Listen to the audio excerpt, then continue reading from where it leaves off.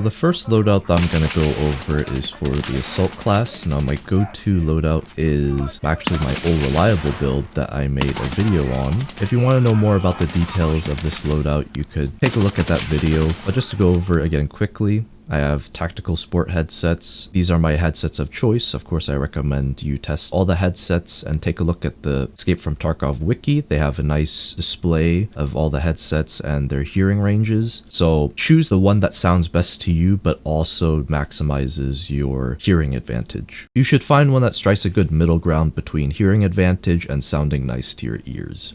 Now, the helmet that I went with is tried and true, the black U-lock. You could also use the tan U-lock, but I just like the way the black U-lock works. And also there's like this stigma against the tan U-lock where it's kind of cursed, and also it makes it easier for people to see you, but I digress. So the reason why I use the U-lock is because it has high durability and a high ricochet chance. And the most important part is that ricochet chance, because it'll allow you to take a shot to the head and have a pretty decent chance of deflecting. And it happens frequently enough to where if you get shot in the head, especially by low penetration rounds, it'll deflect the bullet and then you could survive the fight a little longer. Of course, you'll be concussed, but it's better than being dead. And also that high durability also plays really well with the high ricochet chance because it will allow you to take and deflect a lot more hits. Another good thing about the U-lock is that it's one of the only helmets that provide ear protection. So if you notice a lot of these other level 4 helmets, they're all decently good by their own rights, but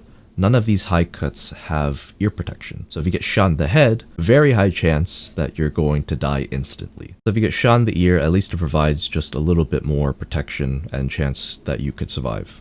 Now, the armor that I went with is the Thor Concealable. The reason why I went with the Thor Concealable is because it provides level 3 soft under armor and also pretty decent protection around your torso area. If you don't want to use the Thor Concealable, you could definitely choose something like the Trooper, or if you want a tactical rig. So anything like the Bagari, the Ana M2, CPC Mod 1, they're all pretty good choices as well. Just make sure that they have that soft level 2 under armor to give you a higher chance of stopping bullet penetration. Now, going more in depth into my plate choice, I went with the best that I could get, which is the Colt Locust. There are definitely better level 5 plates out there, but unfortunately they're not in arena right now, so the best they could do is with the Colt Locust. They have the highest true durability out of all of the level 5 plates right now, and also the debuffs that come with them aren't that bad, so I think it's a pretty good compromise. So just keep that in mind if you're watching this in the future. Just check to make sure that there are no better plates before you actually buy and use these ones. Now finally, arguably the most important part is your primary, and I decided to use the M4A1. The reason why I chose it: pretty high fire rate, 800 RPM, much better than the AKs, and could perform competitively with all the other faster fire rate weapons like the Asphal, 900 RPM, not that much of a difference, so pretty good in my books. 44 ergonomics, it strikes that nice balance where you don't have to take forever to aim down your sights, and also it doesn't have massive stamina drain as well. And the vertical and horizontal recoil, not the absolute best, but it's also good enough to where the recoil isn't really a problem anymore. Now, the main focus of this build was to have something that anyone could really get as soon as they start the game. You will have to buy some of these parts, but you don't have to unlock anything, so you could just straight up, with the rubles that you start out with, you could just buy all of these parts and then you could start running this loadout. So I modded for ergonomics, a balance of ergonomics and recoil reduction, and you also may have noticed that I'm running 20 rounders. The reason why I'm running 20 rounders is because they provide a +3 ergonomics buff to your gun compared to a standard 30 round magazine, which actually decreases it by -3. I did some of the math in the past. I'll let you know on the screen if that math was actually correct or not. But you could, since these mags are cheaper than these 30 rounders, you could technically get more bullets. You just have to reload more often. And just as a throwaway, the rig, it doesn't really matter. If you're going for efficiency, ideally you'd want something lighter. And for your healing, my principle is that you should be using something that is quick and easy to use. So stimulant injectors are my go-to choice. This one just stops and prevents any further bleeding, so I could just go for a last Hail Mary, maybe get one last kill in before I die. Now, if you play more of these team modes where you could have someone watch your back when you heal, you might want to add in an ETGC so that you have some time to heal up your wounded parts. But if you play more of those free-for-all modes like me, you won't really find enough time to where you could pop the ETGC and then for you to heal any meaningful amount. Even though it's 6.5 hit points per second, if you played last hero, you know people spawn and bum rush you in like a couple seconds, so you really can't take advantage of the healing aspect.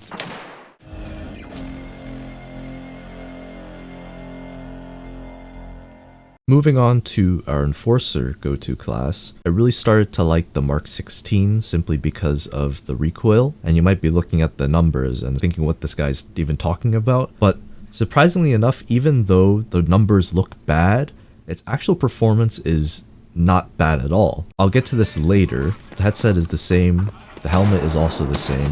There's a small change to the body armor. Same Thor concealable, except this time I slotted in a level 6 front plate because Enforcer does get that level 6 maximum armor limit. If you thought the level 5 was really good at saving your life, the level 6 is just head and shoulders from that level 5. When you're getting shot in the thorax from the front, you'll be feeling borderline invincible. And the backplate is just a Colt Locust plate as well, just to maintain that level of survivability. Now coming back to the Scar, there's not much that you could add right now. I know that BSG added a bunch of new attachments for the Scar, and I think it was the G36 to the main game, but until they come to Arena, we're just stuck with this. But this is by no means a bad build, as I mentioned, and you'll probably be seeing it through the background footage. One thing that you might have complaints with is the slower fire rate. If you run AKs pretty often, it's similar to all of those, where it's 650 for a lot of the 545s and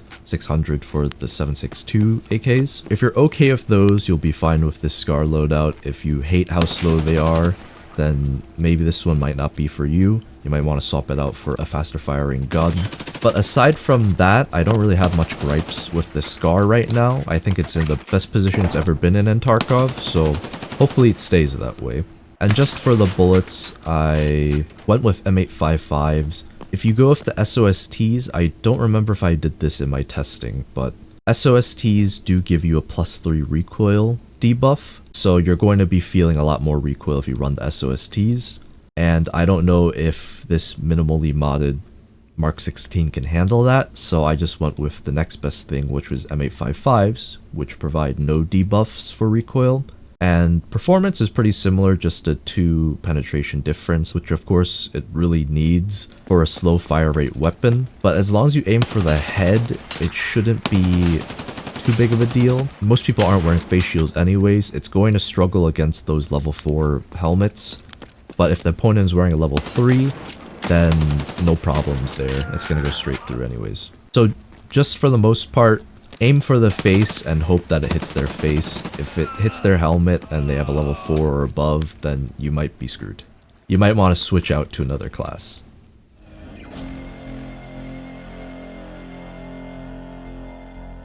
So thirdly is my go-to scout class.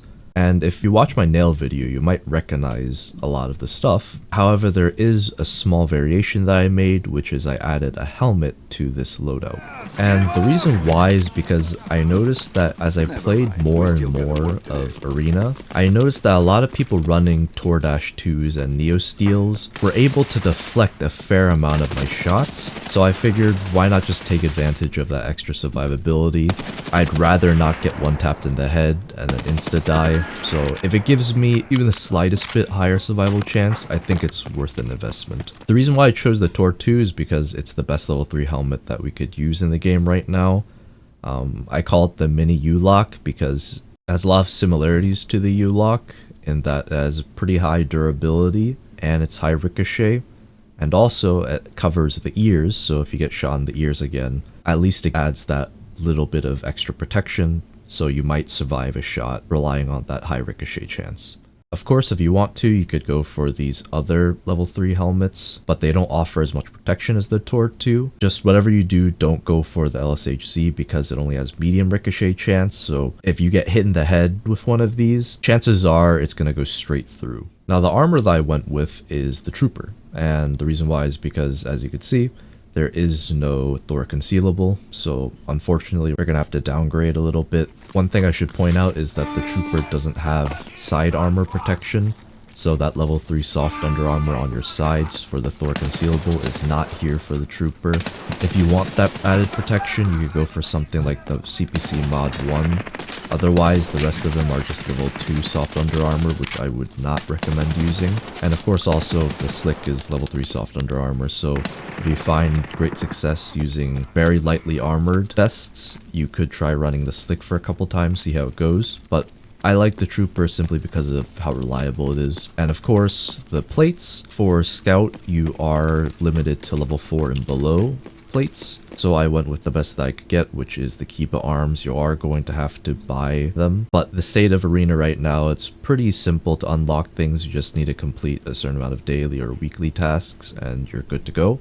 The back plate is the Spartan Alafros, and this is where you really gotta make these small min-maxing decisions, because I would be putting another K Titan because it's more durable, but as you can see, if I do put that extra Titan, it will take me over the defense threshold, so I have to kind of compromise and put in a less durable level 4 plate. As for the primary, it's a short-barreled SA-58, 700 fire rate. Not too shabby. If you want a comparison, the AK-12 has a 715 fire rate, and that's decently fast as well. Obviously nowhere near the AS-Val, the Vector, but it makes up for it in the bullet that it fires, which are usually very high penetration, high flesh damage, heavy-hitting rounds. The idea of this build was to go for a balance of ergonomics and horizontal. Historically, having long-barreled SA-58 builds, those really struggled in the ergonomics department, making aiming down sights and swinging around your weapon a little difficult. So that's why I went with a short-barreled SA-58. That way you could have the best of both worlds. The recoil, as you can see in the background footage, is not that great, especially if you're aiming down sights. If you have to fight over any kind of range, you really should be tap firing or burst firing, because full auto will not be kind to you. As for the bullets that I'm using, the highest afforded to the Scout class is M62 Tracer. These have 44 penetration and 79 flesh, so theoretically you only need 2 bullets into the chest to kill somebody, granted that the bullet doesn't get stopped by their body armor. And also, you might have noticed that since level 4 helmets are the most common helmet people are running, 44 penetration M62s will very easily cut through those level 4 helmets and below. Might struggle against level 5 helmets like Risties and Vulcans, but since most people don't even run those helmets, it's almost a non-issue anyways. But in case some people do have it, 44 penetration is usually enough for a 2-shot where the first one will hit the helmet, damage it enough, and then the second shot will go straight through. And I have 3 30-rounders. You could go apply the same principle as I did with the All Reliable. I didn't really do the math on this one, so I don't know how much you could actually benefit from it. You could just use 20-rounder mags and maybe be able to spare a couple extra bullets if you're running out of rounds a lot.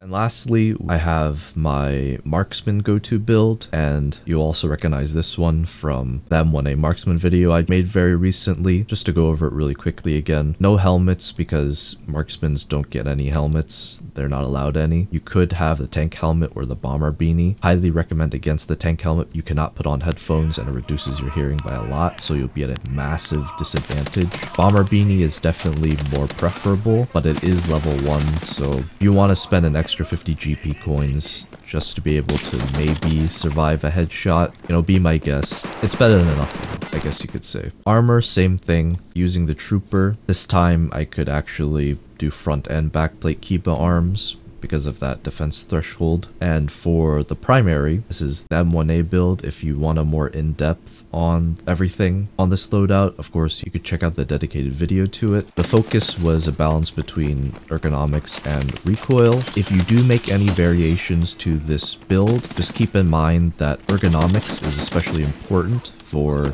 weapons like the M1A, because fully modded, These things usually weigh quite a bit, a lot more than all of these other weapon builds. As you can see, this is nearly 7 kilograms. Usually a weapon build would be like 5 kilograms, 4 kilograms max. So just keep that in mind. You don't want to have an oversighting problem or a slow aim down sights speed problem. And as for the ammunition, I decided to go for M61s. The reason why I went for M61s is because in the off chance that people do run helmets like the Vulcan and the Risk T, I want the highest chance possible to pen straight through on the first shot, and it just won't give them a chance to shoot back at me. And also, more commonly, a lot of people are going to be running level 6 plates, level 5 plates, so 64 penetration is going to be a lot better than 44 penetration when trying to get through those tougher and higher levels of body armor. And if you're still not convinced, maybe you might think that the higher flesh damage, 79 compared to 70, is a lot more worth it. But if you think about it, the thorax is 85 hit points. Even if you penetrate with minimal flesh damage reduction, you'd still need at least 2 bullets to go through. So why not just take advantage of that higher punch through with less damage reduction and then just go for the M61s. I find that the M61s just are a lot more reliable than M62s. But that doesn't mean they're not useful, because if you're, let's say you make some changes to this build and you're struggling for MP points, you could just use M62s. That's what I did this last mag. I have 2 M61 mags and 1 M62. M62s are nearly 3 times cheaper than a single M61. So just for those extra bullets to keep you in the fight for a little bit longer, I just have that.